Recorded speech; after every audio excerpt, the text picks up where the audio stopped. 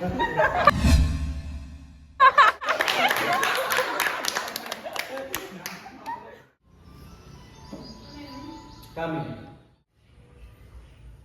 Umaga bonus na?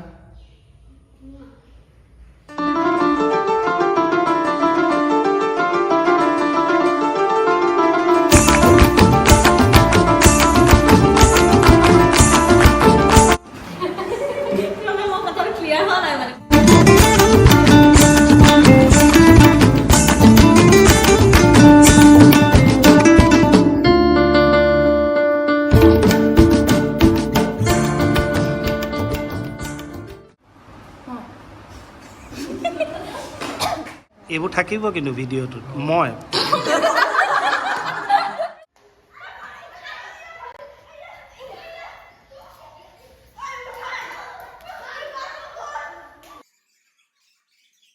নাটক বিষয়টো লৈ মোৰ ধাৰণাটো অলপ বেলেগ আছিলে আৰু ইয়ালৈ আহিবলৈ বেলেগ হ'ল।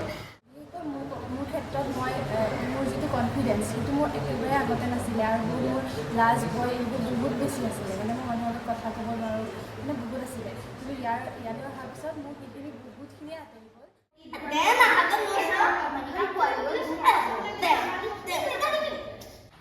কেনেকুৱা হৈছে এক্টিং? মোৰ মতে ভাল হৈছে। ভাল। আচ্ছা, এইটো কৰা, তুমি একদম চুচৰি আছা, অ'ত ত'ত ধৰি তুমি খোজকাঢ়িবলৈ লৈছা আৰু সেইটো কৰা।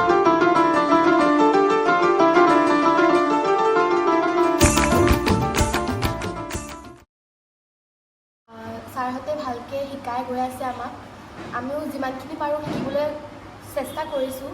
বিভিন্ন ঠাইৰ পৰা আমাৰ প্ৰশিক্ষকসকল আহিছে আৰু আমাক বহুত ভাল ভাল জ্ঞান দিছে আৰু শিকিবলগীয়া বহুত আছে। শিকিটো মানুহৰ জীৱনত কেতিয়াও শেষ নহয়। তোমালোকে ৰুমটোৰ ভিতৰতে মুভমেণ্ট কৰি থাকিবা, চবেই চকু মেলি, খালি এইটো বিশ্বাসৰ দিন, কোনেও মানে চিটিং নকৰিবা। যিজন হত্যাকাৰী, যি মাৰিব তেওঁ এনেকৈ চকু দিম মাৰি দিব, বেলেগে নেদেখায়। হ'ব, বেলেগে নেদেখাকে মনে মনে মাৰিব খালি। আৰু যাক চকুটিত মাৰে সেই মানুহজন নিজে নিজে পাকাত বুলি কৈ মৰি দিব। কাৰণ আমি নাটক কৰিলেতো আমাৰ ইজন সিজনৰ লগত বিশ্বাস লাগিব। এতিয়া মই যদি ভাবোঁ এই মোক নাটকত দিগদাৰ কৰিব, তেতিয়াহ'লে কেনেকৈ এক্টিং কৰিম? হয় নে নহয়? গতিকে বুজি পালানে? চকু মুদি থাকিবা, মই চুই দিম যাক, সিহে গম পাব সি যে মানে হত্যাকাৰী। ৰেডি? চকু মুদা, কোনেও একদম দুষ্টামি নকৰিবা। মই যাকে চুই দিম সিয়ে মাৰ্ডাৰাৰ হ'ব।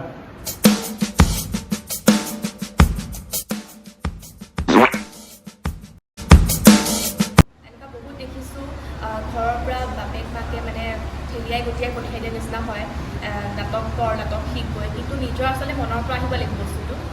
হয়, নমস্কাৰ, আমি উপস্থিত আছো নগাঁৱৰ মাজমজিয়াত। আমি দেখুৱাই আছো এগৰাকী ৰিক্সা চালকৰ জীয়ৰী হিমাশ্ৰী গায়ন আমাৰ মাজত উপস্থিত আছে।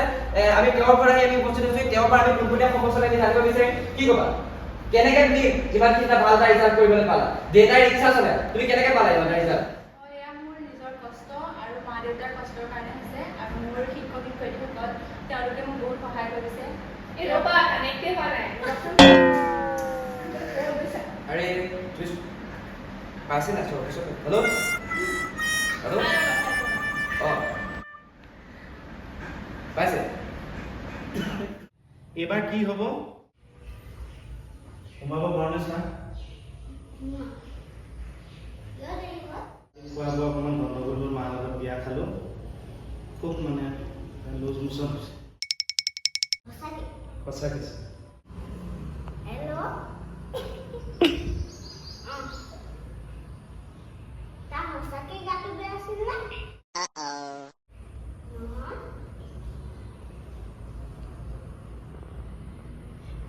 পেটটো বিষাইছে। কেনেকুৱা কৰিছে? নমস্কাৰ, সৈনিক নাট্য বিদ্যালয় আমি নগাঁও মাজমজিয়াত মানে আমি প্ৰতিষ্ঠা কৰিছোঁ। আজি ৩-৪ বছৰ হৈ গ'ল, সুন্দৰকৈ চলি আছে। যদিও ক'ভিড অতিমাৰীয়ে অকণমান দিগদাৰী কৰিছিলে, এতিয়া আকৌ সুন্দৰ ওপৰত আকৌ ঠন ধৰি উঠিছে। আমাৰ এটা প্ৰডাকশ্যন হৈ গ'ল, থাৰ্ড বেটছ এতিয়া চলি আছে আৰু খুব ভালকৈ চলি আছে। গতিকে অহা মাহৰ শেষৰ ফালে, মানে ছেপ্টেম্বৰৰ শেষৰ ফালে আমাৰ এই থাৰ্ড বেটছৰ প্ৰযোজনা হ'ব। শিশুসকলেও কৰিব আৰু জ্যেষ্ঠসকলেও কৰিব। সকলোকে জনাব, ভালো লাগিব, নাটক চাবলৈ আহিব। ইয়ালৈ আহিলে অকল নাটক কৰা বুলিয়ে নহয়, নিজৰ জীৱনশৈলীটো ইয়ালৈ আহিলে শিকিব পাৰি। এটা সুস্থ জীৱন যাপন পৰিশীলিত জীৱন যাপন কৰিবৰ কাৰণেও নাট্য শিক্ষাটো খুবেই প্ৰয়োজন ধন্যবাদ কিবা এটা কমা হেই নহ'ব এই ঘৰৰ ছাগলী মোৰ চা না কি ধুনীয়া স্বাস্থ্য আহৈ এটা দি দে না নহ'ব এই মোৰ নিচিনা আগৰ স্বাস্থ্যই নাই দেখোন আপুনি ধুনীয়াই দেখোন যোৱা 3 বছৰ ধৰি নগাঁৱত যিখন নাট্য বিদ্যালয় এখনেই আমাৰ নগাঁৱত নাট্য বিদ্যালয় সেইখন হৈছে নটসৈনিক নাট্য বিদ্যালয় আৰু 3 বছৰ অতিক্ৰম কৰিছে অহা ছেপ্টেম্বৰ মাহত এই সকল ছাত্ৰ ছাত্ৰীয়ে জিলা পুথিভঁৰালত তেওঁলোকৰ নাটক মঞ্চস্থ কৰিব ইতিমধ্যে আমাৰ লগত বহুতো নতুন প্ৰশিক্ষাৰ্থী আছে নতুন যিবিলাক প্ৰতিভাৱান নাটক শিকিবলৈ যিসকল আগ্ৰহী তেওঁলোকে নটসৈনিক নাট্য বিদ্যালয়ত যোগাযোগ কৰিব পাৰে আৰু ইতিমধ্যে এই 2 বছৰত তেওঁলোকে বিভিন্ন ধৰণৰ অভিজ্ঞতা অৰ্জন কৰিছে বিভিন্ন ধৰণে আমাৰ 4টা প্ৰডাকশ্যন ইতিমধ্যে হৈ গৈছে আৰু অনাগত দিনত আমি আশা ৰাখিছোঁ আপোনালোকৰ সহায় সহযোগ পাম আৰু নটসৈনিক নাট্য বিদ্যালয় আপোনালোকে আগুৱাই নিব লাগিব যিহেতু নগাঁৱত এখনেই নাট্য বিদ্যালয় আৰু নাট্য বিদ্যালয়ৰ আমি যিখিনি অভিনয়ৰ প্ৰাথমিক পাঠদান আমি সেইবোৰ দিয়াত অকণো কৃপণালি কৰা নাই আমি ভাবোঁ ইয়াৰ পৰা তেওঁলোকে ভৱিষ্যতে তেওঁলোকে বিভিন্ন ক্ষেত্ৰত অভিনয়ৰ ক্ষেত্ৰত বিভিন্ন ধৰণে ভাল কাম কৰিব আৰু তেওঁলোকৰ কাৰণে যিটো দীঘল এটা বাট অভিনয়ৰ আমি চিনাকিহে কৰাই দিব বিচাৰিছোঁ সেইকাৰণে আশা ৰাখিছোঁ আপোনালোকৰ সহায় সহযোগিতা আমি পাম বুলি ধন্যবাদ তুমি কলমটো দি দেখুৱাব লাগে আৰু যিটো দেখুৱাবা সেইটো দি আমি বুজি পাব লাগিব যে তুমি কি দেখুৱাইছা ইমাজিনেশ্যনটো চাইছোঁ আমি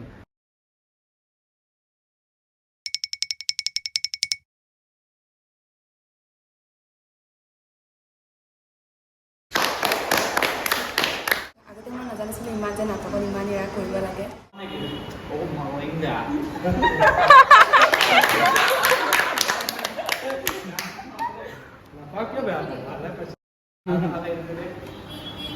Happy holiday মানে বাজে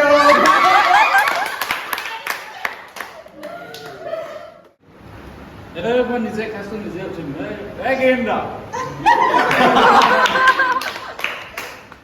থ্যাংক ইউ